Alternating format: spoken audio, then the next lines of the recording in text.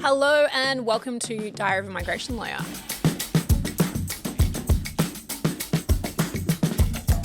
I am Rachael and the Director of Passage Migration Consulting. Today's tips are on looking for workers from overseas and how to bring them in with not too much drama.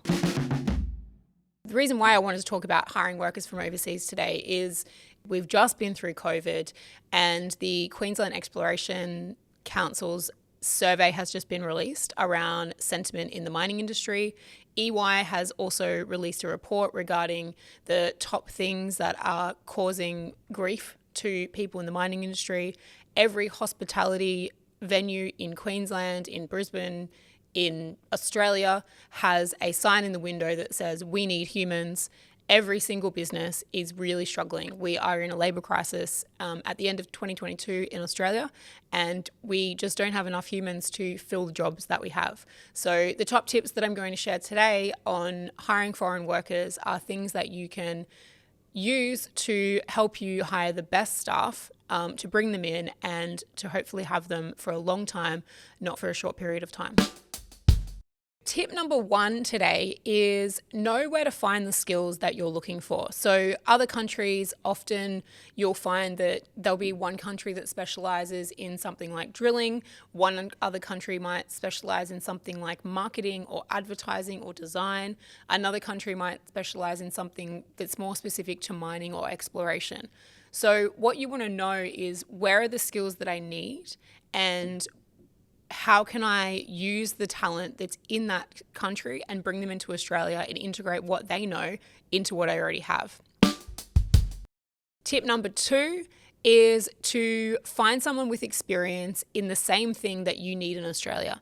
That seems fairly straightforward and probably not the hottest of tips, but it is something that you really need to think about. So again, I come back to mining. So if someone has been used the same minerals or mined for the same minerals, has drilled or dug for the same types of things that you're looking for, and they've worked in a climate similar to Australia, because we all know where all these regional centres of mine centres are really hot and maybe sometimes a little bit hard to live in. So finding people that have come from a similar climate, that have the same types of skills in the sense of the land, the geography, the types of things that are being mined for, really important. Tip number three is make sure you know the health of your workers before they come to Australia. There's nothing worse than bringing someone in, spending, what is not a small amount of money to bring them into Australia, and then they get here and they can't pass us a medical to be able to start working. So what happens during a visa application process is that most countries for a temporary visa will be required to undertake a medical test. But what might happen when you get to Australia is that the medical you need to get someone onto site or to start work might be a little bit different from what the government requires. So what I recommend here is getting a checklist of all the things that you need checked and done for the medicals that you need to get someone onto site or into the workforce, and get them to take that to their GP in their home country, get all those things ticked off, and then once they get to Australia, you have some peace of mind that they're much more likely to pass the medical that you have in Australia.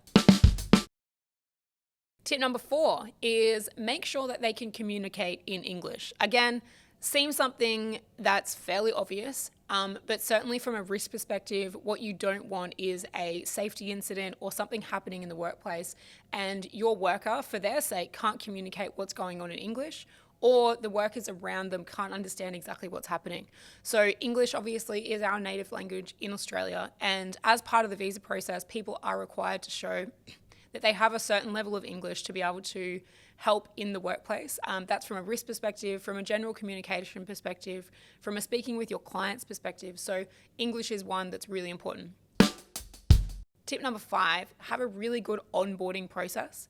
It's really something that's important, but even more important for a family or for an individual that's packed up their life, moved to a new country, and yes, we speak English in Australia, and yes, we're pretty friendly, but they're still a little bit of a culture shock by coming from your own home country where you know where the local supermarket is, where you know where to buy petrol, where you know exactly what you're supposed to do to get through your daily life.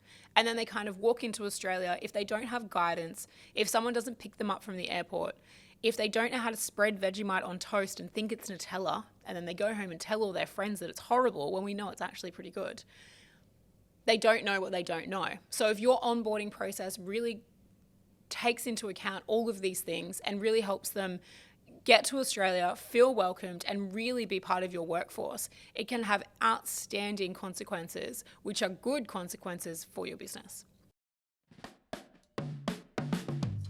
Thanks for watching Diary of a Migration Lawyer.